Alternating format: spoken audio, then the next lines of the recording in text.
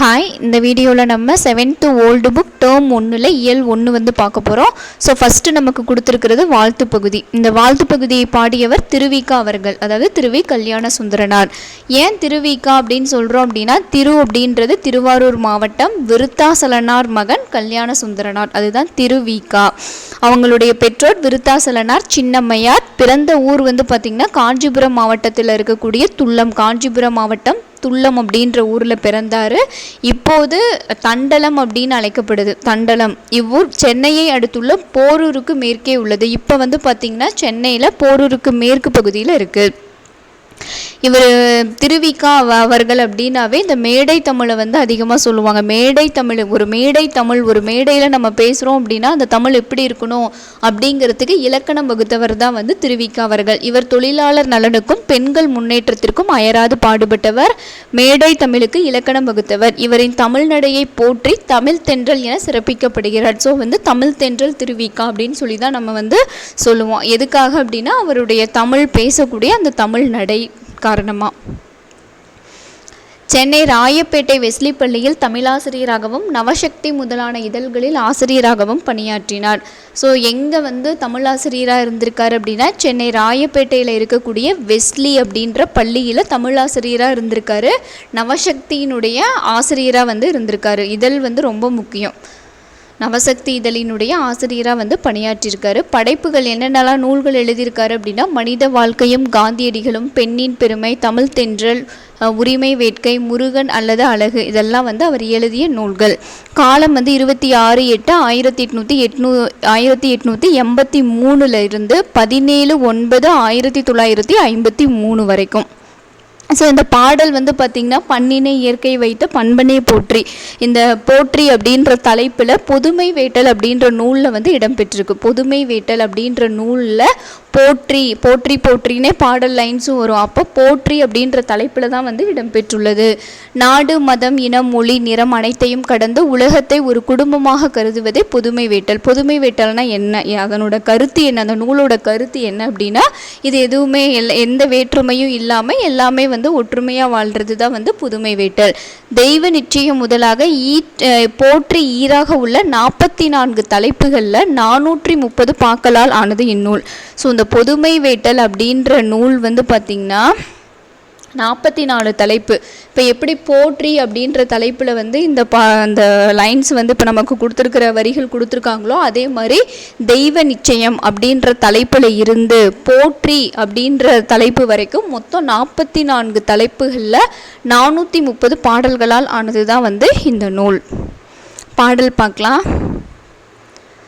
பண்ணினை இயற்கை வைத்த பண்பனே போற்றி போற்றி, பெண்மையில் தாய்மை வைத்த பெரியனே போற்றி போற்றி, வன்மையை உயிரில் வைத்த வள்ளலே போற்றி போற்றி, உண்மையில் இருக்கை வைத்த உறவனை போற்றி போற்றி.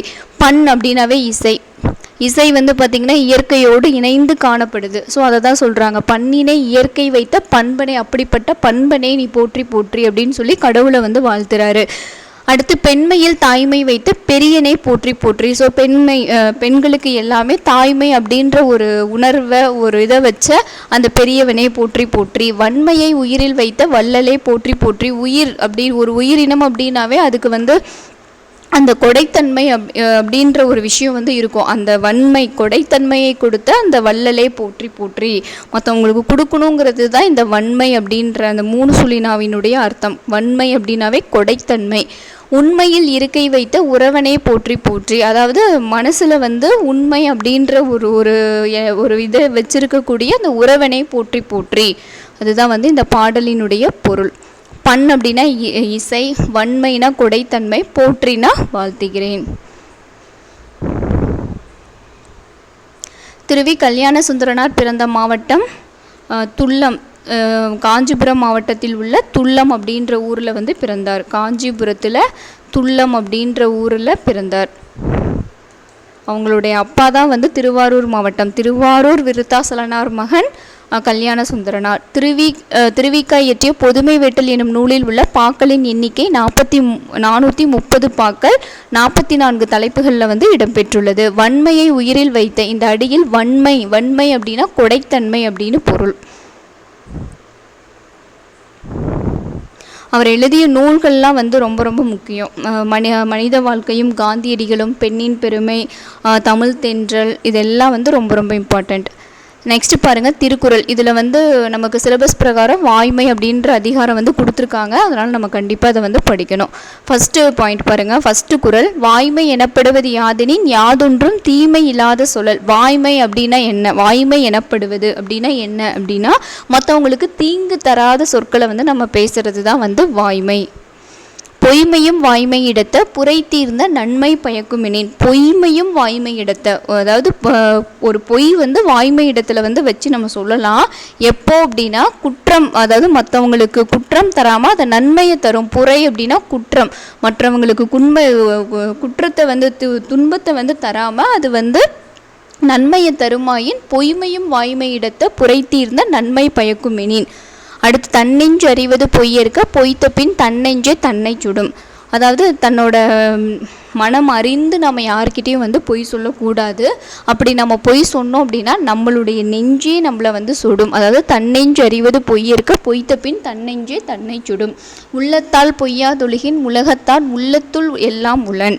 அதாவது ஒருவன் தன் உள்ளமறிய பொய்யில்லாமல் நடப்பானானால் அத்தகையவன் உலகத்தார் உள்ளங்களில் எல்லாம் இருப்பவன் ஆவான். உள்ளத்தால் பொய்யாதொழுகின், உலகத்தார் உள்ளத்தில் வந்து பொய் இல்லாமல் ஒருத்தன் வந்து வாழ்கிறான் அப்படின்னா அவன் உலகத்தார் உள்ளத்தில் எல்லாத்துலேயும் வந்து அவன் இருப்பான். மனதோடு வாய்மை மொழியின் தவத்தோடு தானம் செய்வாரின் தலை. மனத்தோடு வாய்மை மொழியின் தவத்தோடு தானம் செய்வாரின் தலை. அதாவது மனத்தோடு பொருந்திய வாய்மை பேசுபவன் தானம் தவம் ரெண்டு செய்பவர்களை காட்டிலும் வந்து உயர்ந்தவன். அந்தளவுக்கு இந்த வாய்மைக்கு வந்து பவர் இருக்குது. மனதோடு பொருந்திய வாய்மை பேசுவான். மனசறிஞ்சு ஒருத்தன் உண்மையை மட்டுமே பேசிட்டு வரான் அப்படின்னா அவன் தானம் தவம் செய்வங்களை காட்டிலும் வந்து உயர்ந்தவனாக கருதப்படுவான். பொய்யாமை அன்ன புகழில்லை எய்யாமை எல்லா அறமும் தரும். பொய் பேசாத ஒருத்தனுக்கு எல்லா புகழும் வந்து கிடைக்கும். அது அவன் வருந்தாமலே அவனுக்கு எல்லா நலன்களையும் தரும்.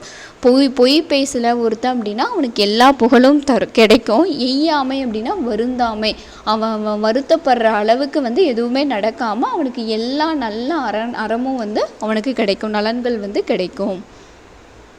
பொய்யாமை ஆற்றின் அறம்பிற செய்யாமை நன்று.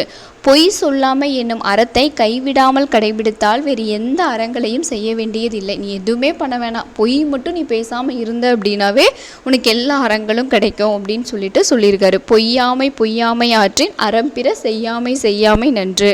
புறந்தூய்மை நீரான் அமையும், அகந்தூய்மை வாய்மையால் காணப்படும். அதாவது வெளியில் நம்மளுடைய உடம்புக்கு வெளியில் இருக்கக்கூடிய மற்ற விஷயங்கள் எல்லாமே வந்து நம்மளுடைய உடல் தூய்மை எல்லாமே வந்து நீர்னால் வந்து நம்ம சுத்தம் செய்கிறோம். அதே மாதிரி நம்மளுடைய அகந்தூய்மை, நம்மளுடைய அகம்னா வந்து நம்மளுடைய உள்ளம், நம்ம உள்ளம் தூய்மையாக இருக்கணும் அப்படின்னா அங்கே வாய்மை தான் வந்து நம்ம பேசணும். எல்லா விளக்கும் விளக்கல்ல சான்றோருக்கு பொய்யா விளக்கே விளக்கு. அதாவது சான்றோருக்கு புற இருளை நீக்கும் விளக்குகளை விட அகத்தின் இருளை நீக்கும் பொய் பேசாமையே உண்மையான விளக்காகும். புற இருளை வந்து அதாவது புற இருளை நீக்கும் விளக்குகளை விட அகத்தின் இருளை நீக்கக்கூடிய, இருள்னா இங்கே வெளியில் இருக்கக்கூடிய இங்கே இருட்டாக இருக்குது வந்து விளக்கு வைக்கிறேன் அப்படிங்கிறத தாண்டி அதை விட, அந்த வெளிச்சத்தை விட அகத்தின் இருளை நீக்கக்கூடிய பொய் பேசாமல் அவன் வந்து வாழணும். யாம் மெய்யா கண்டவற்றுள் இல்லை எனைதொன்றும் வாய்மையின் நல்ல பிற. நான் பார்த்ததுலேயே கண்ட பொருட்கள்லேயே உண்மையை தவிர மிகச்சிறந்த ஒன்று வந்து இந்த உலகத்தில் வேறு எதுவுமே இல்லை அப்படின்னு சொல்லிட்டு திருவள்ளுவர் சொல்கிறாரு. யாம் மெய்யா கண்டவற்றுள் இல்லை எனைதொன்றும் வாய்மையின் நல்ல பிற. வாய்மையை விட வந்து ஒரு உயர்ந்த ஒரு விஷயம் வந்து எதுவுமே இல்லை அப்படின்னு சொல்லியிருக்காரு. நெக்ஸ்ட் ஆசிரியர் குறிப்பு பாருங்கள். திருக்குறளை இயற்றியவர் திருவள்ளுவர். இவர் சுருங்க சொல்லி விளங்க வைப்பதில் வல்லவர்.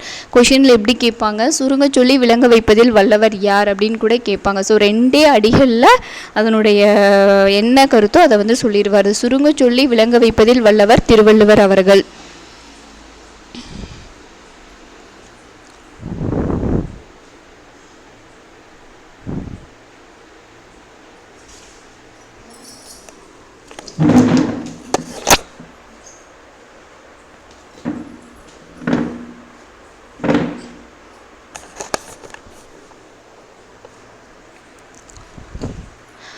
இவருக்கு நாயனார், முதற்பாவலர், நான்முகனார், மாதானு பங்கி, சென்னா போதார், பெருநாவலர் முதலிய பெயர்களும் உண்டு. ஸோ இது வந்து ரொம்ப ரொம்ப இம்பார்ட்டன்ட். திருவள்ளுவரினுடைய வேறு பெயர்கள் நாயனார், முதற்பாவலர், நான்முகனார், மாதானு பங்கி, சென்னா போதார், பெருநாவலர் அப்படின்னு சொல்லி நிறைய வேறு பெயர்களும் உண்டு. காலம் வந்து பார்த்திங்கன்னா 31 கிமு 31. குறள் வெண்பாக்களால் அமைந்த நூல் திருக்குறள். ஸோ வெண்பாக்களால் அதாவது குறள் வெண்பாக்களால் அமைந்த நூல் தான் வந்து திருக்குறள். இது திரு என்னும் அடைமொழியை பெற்று திருக்குறள் என வழங்கப்படுகிறது. குறள் அதாவது திருக்குறள், திரு அப்படின்னு சொல்லி அடைமொழி. இது திரு அப்படின்றது வந்து அடைமொழி. அறத்துப்பால், பொருட்பால், காமத்துப்பால், அப்படி இல்லைனா இன்பத்துப்பால் அப்படின்னு சொல்லி 3 பிரிவுகளை உடையது. 133 அதிகாரங்கள். அதிகாரத்துக்கு 10 குறட்பாக்களாக 1330 குறட்பாக்களை கொண்டது திருக்குறள். மனிதன் மனிதனாக வாழ மனிதன் மனிதனுக்கு கூறிய அறிவுரை தான் திருக்குறள். ஸோ இதெல்லாம் கூட கேட்பாங்க. மனிதன் மனிதனாக வாழ மனிதன் மனிதனுக்கு கூறிய அறவுரை எது அப்படின்னு சொல்லி கூட கேட்பாங்க திருக்குறள். திருக்குறள் உலகம் ஏற்கும் கருத்துக்களை கொண்டு உள்ளதனால் உலக பொதுமறை என வழங்கப்படுகிறது. ஸோ இதை வந்து நம்ம என்னன்னு சொல்கிறோம், உலக பொதுமறை அப்படின்னு சொல்கிறோம். இது தமிழ் மொழியில் உள்ள அறநூல்களுள் முதன்மையானது. அறநூல்கள் நமக்கு இருக்கக்கூடிய அறநூல்கள் எல்லாவற்றிலும் விட முதன்மையான நூல், தமிழ் மொழியில் முதன்மையான நூல். பார்த்திங்கன்னா எல்லா டாப்பிக்குமே கவர் ஆயிரும். ஒரு மனிதன் அப்படின்னா அவனுக்கு என்னென்னலாம் வாழ்க்கையில் தேவை, இளமை, முதுமை, அவனுக்கு வந்து என்னெல்லாம் தேவை, என்னென்ன பண்புகள் தேவை, அவன் எப்படியான குணங்களில் வாழணும், எல்லா விஷயங்களும் குழந்தைகளில் இருந்து ஒரு குடும்பம்னா எப்படி இருக்கணும், கணவன்னா எப்படி இருக்கணும், எல்லா விஷயங்களையும் வந்து அமைந்த ஒரு பொது தன்மை வாய்ந்த ஒரு நூல் தான் வந்து திருக்குறள். இந்நூல் 107 மொழிகளில் மொழிபெயர்க்கப்பட்டுள்ளது. ஸோ 107 மொழிகளில் வந்து பார்த்திங்கன்னா மொழிபெயர்ப்பு செய்யப்பட்டுள்ளது. திருக்குறள் வெண்பாக்களால் ஆன நூல். குறள் வெண்பாக்களால் பாருங்கள், கொஷின் இதிலேயே கேட்டிருக்காங்க. குறள் வெண்பாக்களால் ஆன நூல் தான் வந்து திருக்குறள். திருக்குறளில் எத்தனை அதிகாரங்கள்? 133. உலகம் ஏற்கும் கருத்துக்களை கொண்டுள்ளதனால் திருக்குறள் உலக பொதுமறை. உலகம் ஏற்கும் கருத்துக்கள்னு சொன்னதுனால நம்ம உலக பொதுமறை அப்படின்னு சொல்லி அழைக்கிறோம். உடலை நீர் தூய்மை செய்யும். உள்ள தூய்மையை வெளிப்படுத்துவது வாய்மை. வாய்மை எனப்படுவது யாதெனின், வாய்மை அப்படின்னா என்ன? மற்றவர்களுக்கு தீங்கு தராத சொற்களை நம்ம வந்து பேசுறது. அடுத்து இந்த லெசன் வந்து பார்த்திங்கன்னா ரொம்ப ரொம்ப ரொம்ப இம்பார்ட்டன்ட். செம்மொழி தமிழ் ரொம்ப இம்பார்ட்டன்ட். உலகத்தில் 6000த்திற்கும் மேற்பட்ட மொழிகள் உள்ளன. உலகத்தில் வந்து பார்த்திங்கன்னா 6000த்திற்கும் மேற்பட்ட மொழிகள் வந்து நிறைய இருக்குது. அதில் பேச்சு மொழிகள் பல வந்து பேச்சு மொழிகள். எழுத்து மொழிகளாக உள்ளனவற்றுள் இலக்கிய வளம் நிறைந்தவை மிகச்சிலவே. அப்படியே எழுத்து மொழியாக இருந்தால் கூட இலக்கிய வளம் கொண்டது மிக மிக சொற்பமான மொழிகள் மட்டுமே. எளிதில் பேசவும் எளிதில் பாடல் இயற்றவும் இயற்கையாக அமைந்தது தென்மொழியாகிய தமிழ் ஒன்றே என்று வள்ளலார் அருள்கிறார். ஸோ யார் சொல்கிறாங்க? வள்ளலார் வந்து சொல்கிறாரு. எளிதில் பேசவும் எளிதில் பாடல் இயற்றவும், ஈஸியாக வந்து பாடல்களை கூட இயற்றத்துக்கு இயற்கையாக அமைந்தது தென்மொழியாகிய தமிழ் தான். இயற்கையாகவே இருக்குது அப்படின்னு சொன்னவர் வள்ளலார் அவர்கள். உலக மொழிகளில் சிறந்தது தமிழ் மொழியே என்று அறிஞர்கள் குறிப்பிடுகிறார்கள். திருந்திய செவ்வியல்புகள் பொருந்திய மொழிகள் செம்மொழிகள் எனப்படும். செம்மொழினா என்ன? திருந்திய செவ்வியல்புகள், அதாவது இந்தந்த இயல்புகள்லாம் இருந்தால் அது வந்து செம்மொழி அப்படின்ற அந்த லிஸ்ட்டில் வந்துடும். இப்போ செம்மொழி அப்படின்னா இந்தந்த பண்புகள்லாம் இருக்கணும்னு சொல்லுவாங்க. ஸோ அந்த பண்புகளில் எந்தெந்த மொழிகளில் இருக்கோ அதை வந்து செம்மொழி அப்படின்னு சொல்லுவாங்க. அதுதான் திருந்திய செவ்வியல்புகள் பொருந்திய மொழிகள் செம்மொழிகள் எனப்படும். அதில் செம்மொழிகள்லாம் எது எது அப்படின்னு சொல்லி அகத்தியலிங்கம் மொழியியல் அறிஞர் யாருன்னு கூட கொஷின் கேட்கலாம். மொழியியல் அறிஞர் அகத்தியலிங்கம் என்ன சொல்கிறார் அப்படின்னா, கிரேக்கம், லத்தீன், சமஸ்கிருதம், சீனம், எபிரேயம், அரபு, ஈப்ரு இந்த மொழிகள் எல்லாம் வந்து செம்மொழிகள் அப்படின்னு சொல்லி பட்டியலிடுறாரு. இவற்றுள் கிரேக்கம், லத்தீன், சமஸ்கிருதம் ஆகிய மொழிகள் என்று பேச்சு வழக்கில் இல்லை. ஸோ இது எதுவுமே வந்து பேச்சு வழக்கில் வந்து பார்த்திங்கன்னா இல்லை.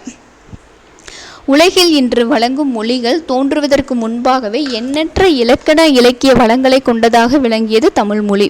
ஸோ இந்த மொழிகள்லாம் தோன்றுவதற்கு முன்பாகவே எண்ணற்ற இலக்கண இலக்கிய வளங்களை கொண்ட மொழியாக வந்து தமிழ் மொழி விளங்கியது. இந்த தமிழை வந்து செம்மொழியாக நிலைநாட்டுறதுக்கான சான்றுகள்லாம் என்னென்ன நூல்களில் சொல்கிறாங்க தொல்காப்பியம், பத்துப்பாட்டு, எட்டுத்தொகை, 15 கீழ்கணக்கு, சிலப்பதிகாரம், மணிமேகலை, முத்தொள்ளாயிரம், இறையனார், அகப்பொருள் ஆகிய செவ்வியல் இலக்கியங்கள் தமிழை செம்மொழி என நிலைநாட்டுவதற்கு உரிய சான்றுகளாக திகழ்கின்றன. ஸோ இதெல்லாம் சும்மா ஓரளவுக்கு பார்த்துக்கோங்க. தொல்காப்பியம், பத்துப்பாட்டு, எட்டுத்தொகை, 15 கீழ்கணக்கு நூல்கள், சிலப்பதிகாரம், மணிமேகலை, முத்தொள்ளாயிரம், இறையனார், அகப்பொருள் ஆகிய செவ்வியல் இலக்கியங்கள் தமிழை செம்மொழி என நிலைநாட்டுவதற்கு உரிய சான்றுகளாக திகழ்கின்றன. 15 கீழ்கணக்கில் ஒன்றான திருக்குறளுக்கு இணையான வேறு நூல் உலகில் இல்லை. அதனால்தான் டாக்டர் க்ரௌல் என்ன சொல்கிறாரு? டாக்டர் க்ரௌல் என்ன சொல்லியிருக்காரு? தமிழ் மொழி அழகான சித்திர வேலைப்பாடு அமைந்த வெள்ளித்தட்டு, அது வெள்ளித்தட்டு. திருக்குறள் அதில் வைக்கப்பட்டுள்ள தங்க ஆப்பிள், திருக்குறளை தங்க ஆப்பிள் அப்படின்னு சொல்கிறாரு. தமிழ் என்னை ஈர்த்தது, குறளோ என்னை இழுத்தது என்ன மொழிந்து இன்புற்றார். ஸோ இந்த லைன்ஸ் கொடுத்து யார் இந்த மாதிரி சொன்னாங்கன்னு கேட்பாங்க. தமிழ் மொழி அழகான சித்திர வேலைப்பாடு அமைந்த வெள்ளித்தட்டு, திருக்குறள் அதில் வைக்கப்பட்டுள்ள தங்க ஆப்பிள், தமிழ் என்னை ஈர்த்தது, குறளோ என்னை இழுத்தது என்று கூறியவர் டாக்டர் க்ரௌல் அவர்கள். அடுத்து, உலகின் மிக பழமையான நிலப்பகுதி. ரொம்ப ரொம்ப இம்பார்ட்டண்ட்டான கொஷின். உலகின் மிக பழமையான நிலப்பகுதி குமரிகண்டம். அது கடல் கோளால் மூழ்கி விட்டது. அந்த லைன்ஸை சொல்லியிருக்காங்க. தண்டி அலங்காரம் அப்படின்ற அந்த நூலில் சொல்லியிருக்காங்க. ஓங்கலிடை வந்து உயர்ந்ததோர் தொலைவிலங்கி ஏங்க கொளிநீர் ஞால திருளகற்றும் ஆங்கவற்றுள் மின்னேர் தனி ஆழி வெண்கதிரோன் அணையது தன்னேரில்லாத தமிழ், அதாவது தன்னிகரில்லாத தமிழ், தண்ணீர் தமிழ் அப்படின்னு சொல்லி அதை பாடியவர் யார்? மேற்கோள் காட்டப்பட்டுள்ள நூல் பார்த்திங்கன்னா தண்டி அலங்காரம். ஸோ அது முக்கியமாக அந்த ஃபஸ்ட்டு 2 லைன் ரொம்ப முக்கியம்.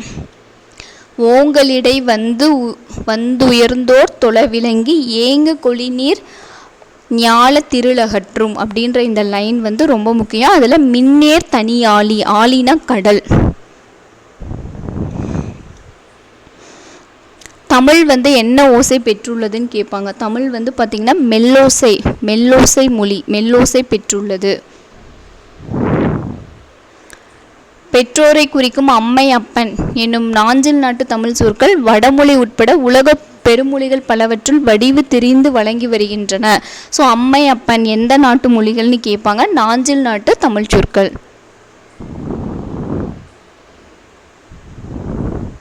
தமிழ் பிறமொழி துணையின்றி தனித்து இயங்குவது மட்டுமின்றி தலைத்தோங்கவும் செய்யும் என்று கூறியவர் கால்டுவெல் அவர்கள் என்ன சொல்கிறாரு? தமிழ் மற்ற மொழிகளோட துணையோடு இயங்குறது கிடையாது, அது தனியாக இயங்கக்கூடிய திறன் பெற்றது, தனித்து இயங்குவது மட்டுமின்றி தலைத்தோங்கவும் செய்யக்கூடியது அப்படின்னு சொன்னவர் கால்டுவெல் அவர்கள். மக்களுக்கு ஒழுக்க வரம்பு தேவை. மக்கள் அப்படின்னாவே ஒழுக்கம் முக்கியம். அதே மாதிரி மொழிக்கு என்ன தேவை அப்படின்னா இலக்கண வரம்பு அப்படின்றது தேவை. சொற்களுக்கு என்ன வேணும் அப்படின்னா திருந்திய வடிவம் தேவை. ஸோ மக்களுக்கு ஒழுக்க வரம்பு, மொழிக்கு இலக்கண வரம்பு, சொற்களுக்கு என்ன வேணும் அப்படின்னா திருந்திய வடிவம். திருந்திய சொற்களை நம்ம பேசணும். திருந்திய வடிவம் தேவை. இதை தமிழில் தவிர வேறு எந்த மொழியிலையும் நம்ம காண இயலாது. அதனாலேயே தமிழ் செந்தமிழ் அப்படின்னு சொல்லி நம்ம சொல்கிறோம். செந்தமிழ் எனப்பட்டது.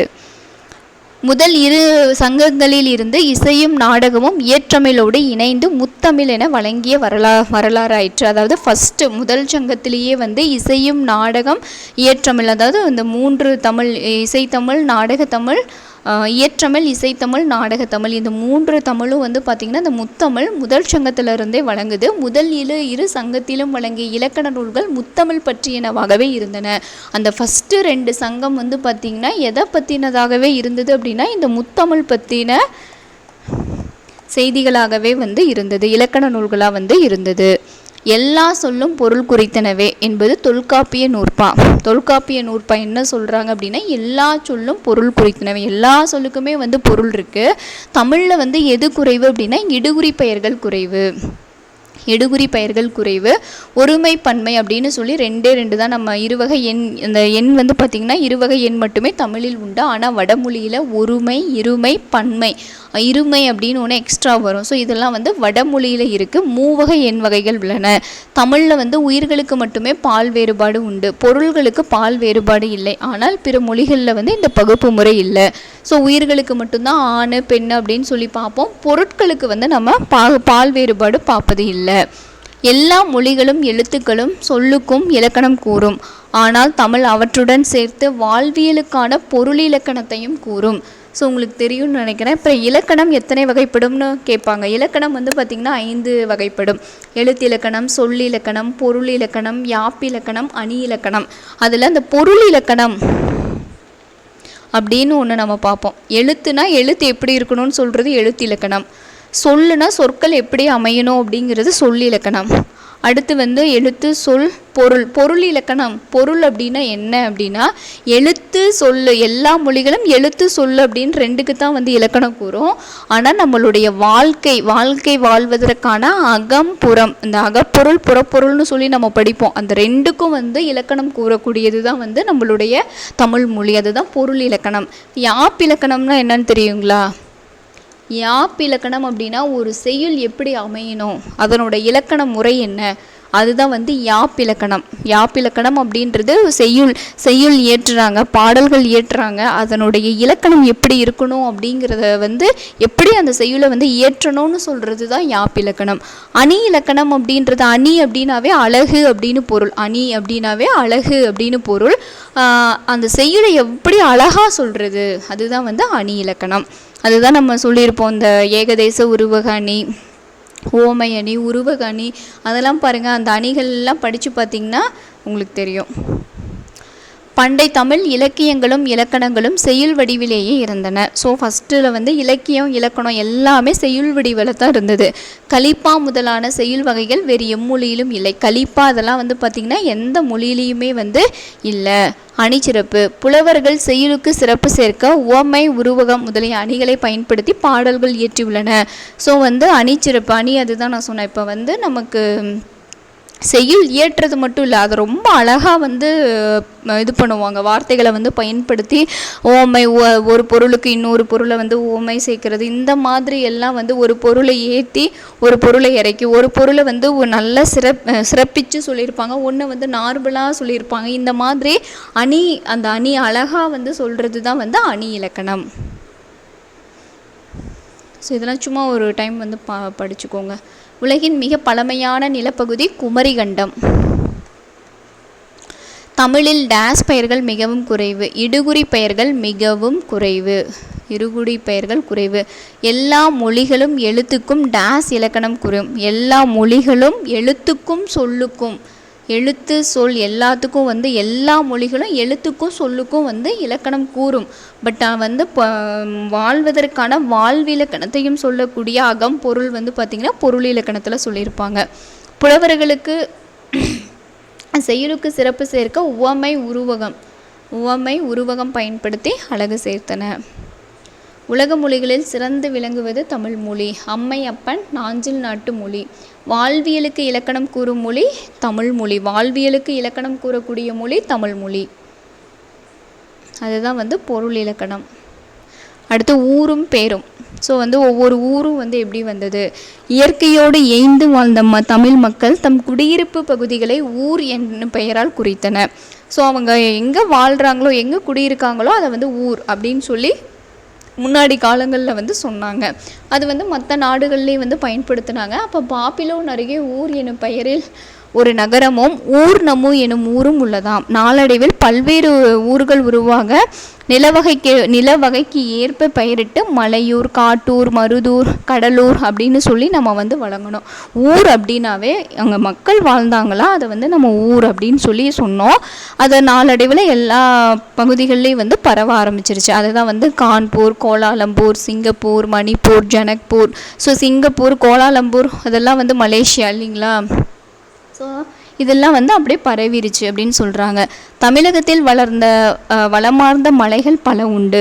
மலையின் அருகே உள்ள ஊர்களுக்கு, மலைப்பகுதிக்கிட்ட இருக்கிறதெல்லாம் நம்ம என்னென்னு சொல்லுவோம், ஆனைமலை, சிறுமலை, திருவண்ணாமலை, நாகமலை, வள்ளிமலை, விராலிமலை அப்படின்னு சொல்லி அந்த மலையை வச்சு சொல்லுவோம். ஓங்கி உயர்ந்த பகுதி மலை, ரொம்ப பெருசாக இருந்தால் மலை. அதை விட சின்னதாக இருக்கிறத நம்ம குன்றுன்னு சொல்லுவோம். ஸோ இது வந்து ஓங்கி உயர்ந்தது மலை, அதை விட குறுகி கொஞ்சம் இருக்கிறத குன்று அப்படின்னு சொல்லி சொல்லுவோம். குன்றில் கொஞ்சம் குறைவாக இருக்கிறத வந்து கரடு அப்படின்னு சொல்லுவோம். கரடை விட கொஞ்சம் இதாக இருக்கிறத பாறை, சும்மா இவ்வளோண்டு இருந்தால் அதை வந்து பாறை அப்படின்னு சொல்லுவோம். ஸோ இது மலையை விட சின்னதாக இருந்தால் குன்று, குன்றை விட கொஞ்சம் சின்னதாக இருந்ததுன்னா கரடுன்னு சொல்லுவாங்க. அதுக்கு மேலே இருக்கிறது பாறை. இவற்றை ஒட்டி வாழ்ந்த மக்கள் தம் வாழ்விடங்களுடன் ஊர் என்ற பெயரையும் சேர்த்து ஊர் பெயராக்கின. அதாவது குன்றை அடுத்துள்ள ஊர்கள், குன்று மாதிரி இருந்தால் குன்றூர், குன்றத்தூர், குன்றக்குடி அப்படின்னு சொன்னாங்க. அதே மாதிரி குட்டப்பாறை, சிப்பிப்பாறை, பூம்பாறை, மட்டப்பாறை, மணப்பாறை, வால்பாறை, இதெல்லாம் அந்த பாறைகள் நிறையா இருக்கிற இடங்களில் சொன்னாங்க. மலையை குறிக்கும் வடசொல் கிரி. மலை அப்படின்னா கிரி அப்படின்னாவே மலை.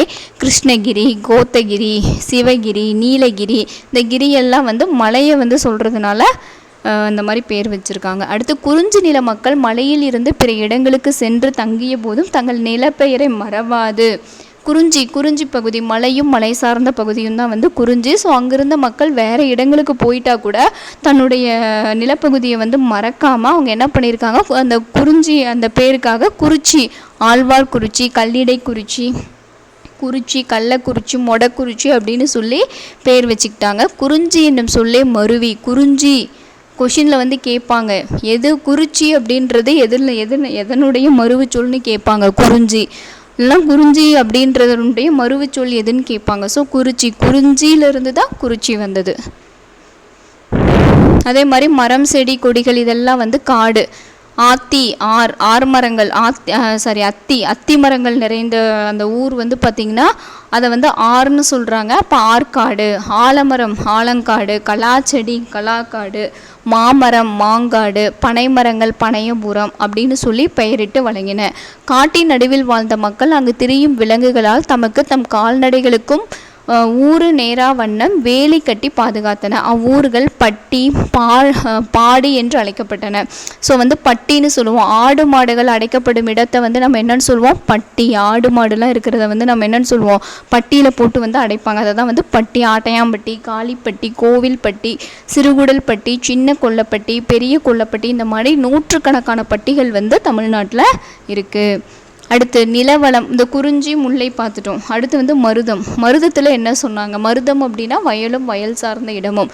ஸோ அங்கே இருக்கிறதையும் என்னன்னு சொல்கிறாங்க, நிலவளம், நீர்வளமும் பயிர் வளமும் செறிந்த மருத நில குடியிருப்பும் ஊர் என வழங்கப்பட்டது. அதான் ஆற்றூர். அங்கே ஆறுகள் நிறைய பாயும். இப்போ விவசாயம் பண்ணுறாங்க, நெல் பயிரிடுறாங்க அப்படின்னா ஆற்றங்கரை ஓரம் தான் நெல் பயிரிடுவாங்க. அப்படி பயிரிடும் பொழுது அந்த ஆற்றூர், அந்த ஆறு ஓடுறதுனால ஆற்றூர், அதுதான் ஆத்தூர் அப்படின்னு சொல்லி மறிவிருக்கு. கடம்ப மரம் சூழ்ந்த பகுதி கடம்பூர், கடம்பத்தூர். தெங்கூர், தென்னை மரம் சூழ்ந்த பகுதியை தெங்கூர் அப்படின்னு சொல்கிறாங்க. கடம்ப மரத்துக்கு கடம்பூர், கடம்பத்தூர். புளிய மரத்துக்கு புளியங்குடி, புளியம்பட்டி, புளியஞ்சோலை அப்படின்னு சொல்கிறாங்க. என வழங்கும் ஊர்கள் மரப்பெயர் தொகுப்பு அடிப்படையில் பெயரிடப்பட்ட ஊர்களாகும். அதே மாதிரி ஏரி நிறங்கள். குளம், ஏரி, ஊருண்ணி முதலிய நீர்நிலைகளை உருவாக்கி அவற்றோடு ஊர் பெயரையும் இணைத்தன. சீவலப்பேரி, புளியங்குளம், குளம் இருக்கிறதுனால புளியங்குளம், பேரா ஊரணி, மாங்குளம், வேப்பேரி அப்படின்னு சொல்லி நிறைய அந்த ஏரி குளம் இருக்கிற பகுதியை வச்சு சொன்னாங்க. அடுத்து நெய்தல் பார்த்திங்கன்னா கடலும் கடல் சார்ந்த இடமும். இந்த கடற்கரையை ஒட்டி பட்டினம், பாக்கம் 2 வரும். இது ரொம்ப ரொம்ப முக்கியம். பட்டினம் அப்படின்னா கடற்கரையில் உருவான பேரூர்களை பட்டினம் அப்படின்னு சொன்னாங்க. பேரூர்கள். அந்த சிற்றூர்களை பாக்கம், அதுதான் பட்டின பாக்கம் அப்படின்னு சொல்லுவாங்க. பட்டினம் அப்படின்றது நகரம். அந்த கடற்கரையை ஒட்டி இருக்கக்கூடிய நகரப்பகுதியை பட்டினம் அப்படின்னு சொல்லுவாங்க. சிற்றூர்களை பார்த்திங்கன்னா பாக்கம் அப்படின்னு சொல்லுவாங்க. நெடிய கடற்கரையை உடைய தமிழகத்தில் பரதவர் வாழ்ந்த ஊர்கள் கீழக்கரை, கோடியக்கரை, நீலாங்கரை என பெயர் பெற்றியது. அந்த பரதவர்கள் வாழ்ந்த அந்த இடத்த தான் என்னன்னு சொல்கிறாங்க, கீழக்கரை, கோடியக்கரை. கரை இருக்கும் இல்லைங்களா கடலை ஒட்டி, ஸோ நீலாங்கரை அப்படின்னு சொல்லி பெயர் வந்தது. இக்காலத்தில் மீனவர் வாழும் இடங்களின் பெயர்கள் குப்பம் என்னும் பெயரை சேர்த்து பல்கி பெருகி வருகின்றன. ஸோ இப்போ நம்ம குப்பம் அப்படின்னு வச்சு சொல்கிறோம். அடுத்து கோட்டைகளை சுற்றி இருக்கக்கூடியது கந்தர்வ கோட்டை, தேவக்கோட்டை, நாட்டரசன் கோட்டை, நிலக்கோட்டை, பட்டுக்கோட்டை, புதுக்கோட்டை அப்படின்னு சொல்லி நம்ம சொல்கிறோம். அடுத்து திசைகள். 4 திசைகள். தம் ஊருக்கு கிழக்கே இருந்த ஊர் பகுதியை கீழூர், மேற்கே அமைந்த ஊர் பகுதியை மேலூர், அப்படின்னு சொல்கிறோம். தெற்கே இருக்கிறத வந்து தென் பழஞ்சி, வடக்கே இருக்கக்கூடிய வடபழஞ்சி அப்படின்னு சொல்கிறோம். நாயக்க மன்னர்கள் தமிழகத்தை 72 பாளையங்களாக பிரித்து தம் ஆளுகைக்கு உட்படுத்தினார்கள். ஸோ பாளையக்காரர்கள் அங்கே இருந்தாங்க. ஸோ அவங்க வந்து அந்த நாயக்க மன்னர்கள் வந்து என்ன பண்ணுறாங்க, அந்த 12 பாளையங்களை பிரித்து வந்து அதை வந்து ஆளுகைக்கு உட்பட்டாங்க. ஸோ அந்த பாளையம் இருந்ததுனால அவங்க வந்து ஆரப்பாளையம், ராசப்பாளையம், கணக்கம்பாளையம், குமாரப்பாளையம், கோபிச்செட்டிப்பாளையம், கோரிப்பாளையம், மேட்டுப்பாளையம் அப்படின்னு சொல்லி வழங்கினாங்க. கல்வெட்டுகளில் காணப்படும் ஸோ இதெல்லாம் பிற்காலங்களில் வந்து பார்த்திங்கன்னா கால சுழற்சி, ஆட்சி மாற்றம், வேற்று இன கலப்பு முதலிய காரணங்களால் முதல்நிலை ஊர் பெயர்களும் தனித்தன்மை மிக்க ஊர் பெயர்களும் சிதைந்து திரிந்து மருவி மாறி வழங்கலாயின. கல்வெட்டுகளில் காணப்படும் மதிரை அப்படின்றது மருதையாகி இன்று ஃபஸ்ட்டு மதிரை அப்படின்றது மருதை, அப்புறம்தான் மதுரையாக மாறியுள்ளது. கோவம்புத்தூர் கோயமுத்தூராகி இன்று கோவையாக மருவியுள்ளது. அடுத்து பாருங்க, சார்பெழுத்துக்கள் மொத்தம் வந்து 10 வகைப்படும். இதில் முதல் எழுத்துனா என்ன? முதல் எழுத்து அப்படின்னாவே உயிரெழுத்துக்கள் 12, மெய்யெழுத்துக்கள் 18. ஸோ இது ரெண்டும் தான் வந்து பார்த்திங்கன்னா 30 எழுத்துக்களும் முதல் எழுத்துக்கள் அப்படின்னு சொல்லும். இப்போ நாம் இருக்கோம் அப்படின்னா நமக்கு உயிரும் வேணும், உடலும் வேணும். மெய் அப்படின்னா வந்து உடல். ஸோ உயிரும் வேணும், உடலும் வேணும். அதே மாதிரி ஒரு மொழிக்கு உயிரும் வேணும், உடலும் வேணும். அதுதான் உயிரெழுத்துக்கள் 12, மெய்யெழுத்துக்கள் 18. இதை தான் வந்து தமிழ் மொழியினுடைய முதல் எழுத்துக்கள் 30 அப்படின்னு சொல்கிறாங்க. அதில் வந்து பார்த்திங்கன்னா சார்பெழுத்துக்கள் 10 வகைப்படும். உயிர்மெய், ஆயுதம், உயரலபடை, ஒற்றலபடை, குற்றியலுகரம், குற்றியலிகரம், ஐகார குருகம், ஔகார குருகம், மகர குருகம், ஆயுத குருகம் அப்படின்னு சொல்லி சார்பெழுத்துக்கள் 10 வகைப்படும். ஆயுதம் டேஸ் எழுத்து வகையை சார்ந்தது. ஆயுதம் வந்து பார்த்திங்கன்னா சார்பெழுத்து வகையை சார்ந்தது. சார்பெழுத்துக்கள் 10 வகைப்படும். முதல் எழுத்துக்கள் 30. இந்த லைன் பாருங்கள். ஜாதிகள் இல்லையடி பாப்பா, குலத்தாழ்ச்சி உயர்ச்சி சொல்லல் பாவம், நீதி உயர்ந்த மதி கல்வி, அன்பு நிறைய உடையவர்கள் மேலோர், உயிர்களிடத்தில் அன்பு வேணும், தெய்வம் உண்மை என்று தானறிதல் வேணும், வைரமுடைய நெஞ்சு வேணும், இது வாழும் முறைமையடி பாப்பா. ஸோ இந்த பாடலை பாடியவர் பாரதியார். ஸோ இந்த நடுவுலலாம் கொஞ்சம் படிச்சுக்கோங்க, ஆனால் புதுசாக இருக்குது. நீதி உயர்ந்த மதி கல்வி, அன்பு நிறைய உடையவர்கள் மேலோர், உயிர்களிடத்தில் அன்பு வேணும், தெய்வம் உண்மை என்று தானறிதல் வேணும். ஸோ இதெல்லாம் கொஞ்சம் பார்த்துக்கோங்க.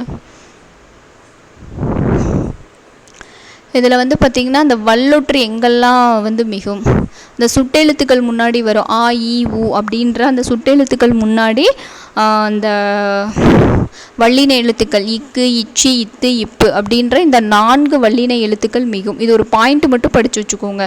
சுட்டெழுத்துக்கள் ஆ, இ, உ முன்னாடி காசா, தாப்பா இந்த 4 வல்லின எழுத்துக்கள் மட்டும் வந்து மிகும். ஆ கூட்டல் சட்டை, ஆ அப்படின்ற இந்த சுட்டெழுத்து சட்டை, அப்போ இச்சு, அச்சட்டை, இத்தோட்டம், இந்த காசா தாப்பா.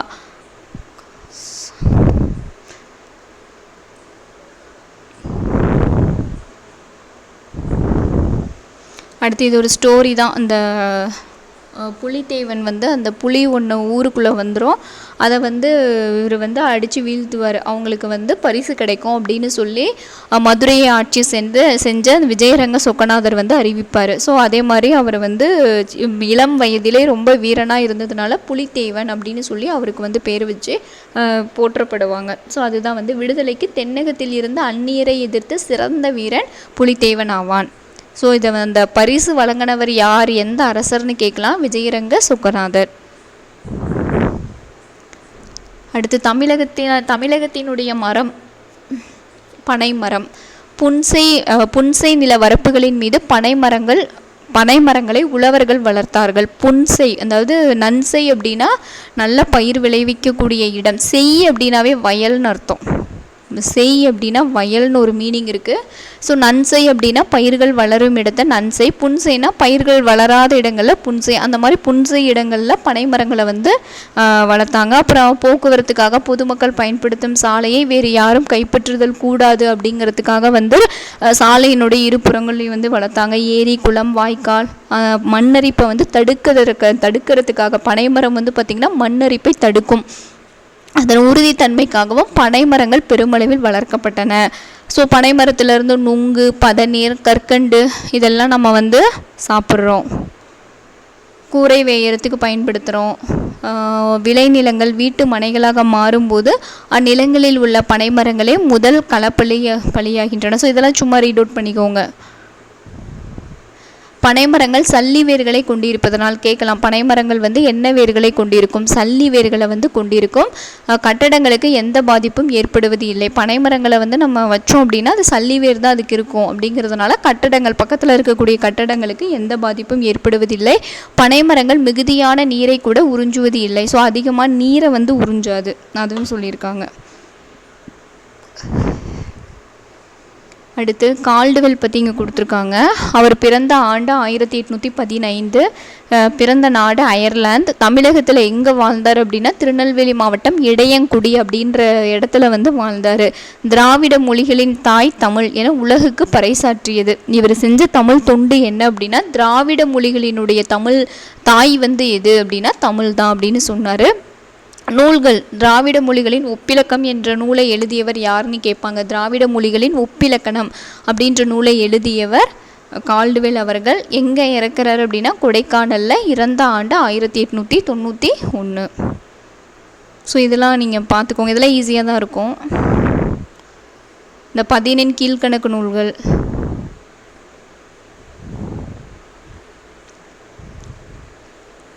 பன்னா என்ன? பண் 3 சுழியின் வந்தா இசைன்னு அர்த்தம். அகம்னா உள்ளம், யாதொன்றும், யாது கூட்டல் ஒன்றும். பயக்கும் எனின், பயக்கும் கூட்டல் எனின், பயக்கும் கூட்டல் எனின். உலகின் மிக பழமையான நிலப்பகுதி குமரிகண்டம். தனித்து இயங்கும் எழுத்துக்கள், தனியாக இயங்கக்கூடிய எழுத்துக்களை நம்ம என்னன்னு சொல்லுவோம்? முதல் எழுத்துக்கள். திருவிக்கா டேஸ் இதழின் ஆசிரியர் நவசக்தி. ஆற்றூர் பேச்சு வழக்கில் ஆத்தூர் அப்படின்னு சொல்லி மருவி இருக்கு.